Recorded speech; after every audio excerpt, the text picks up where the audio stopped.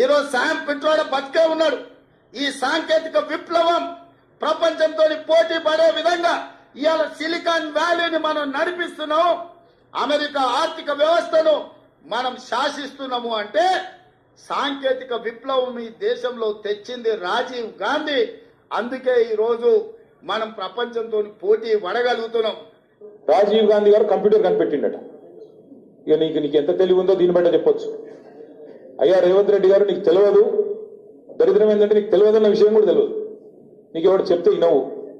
Computer కనిపెట్టింది రాజీవ్ గాంధీ కాదు నాయన, చార్లెస్ బ్యాబేజ్ అనట ఆయన.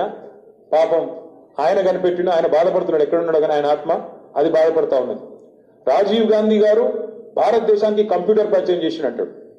రాజీవ్ గాంధీ గారు కంప్యూటర్ పరిచయం చేయలేదు భారతదేశానికి. 1955లోనే టాటా గ్రూప్ వాళ్ళు